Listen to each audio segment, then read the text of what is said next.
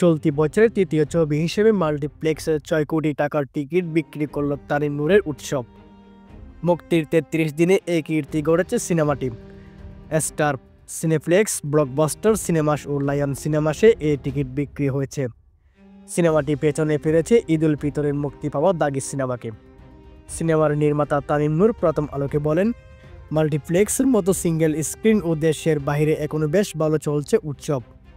তবে সিঙ্গেল স্ক্রিনের আয়ের হিসাব কিছুটা জটিল ও সময় সাপেক্ষ হওয়াতে এখনও জানাতে পারিনি আমরা।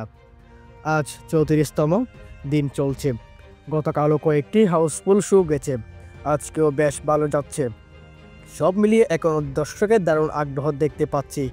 দেশের মতোই উৎসব চলছে বিদেশের মাটিতে। সিনেমাটি দেশের বাইরে মুক্তি পায় ২০শে জুন। ১৭ দিনের হিসাব অনুযায়ী এটি শুধু উত্তর আমেরিকা থেকে আয় করেছে $১,৪৬,০০০। পরিবার ছাড়া দেখা নিষেধ, এমন ট্যাগলাইন নিয়ে মুক্তি পায় তানিম নূরের সিনেমা উৎসব। মুক্তির পর দেখা গেল কথাটা একেবারেই মিথ্যা নয়। এবারের ঈদে উৎসব হয়ে উঠেছে পারিবারিক দর্শকের প্রথম পছন্দ। দিন যত যাচ্ছে ততই বাড়ছে সিনেমাটি ঘিরে দর্শকের আগ্রহ।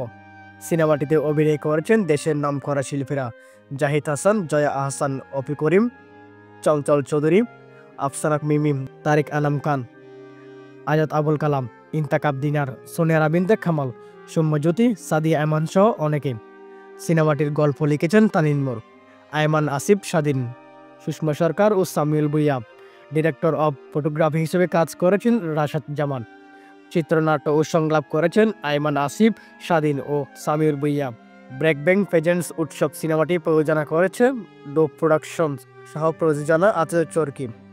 সিনেমার সহযোগী প্রযোজনা প্রতিষ্ঠান হিসেবে আছে লাফিং এলিফ্যান্ট।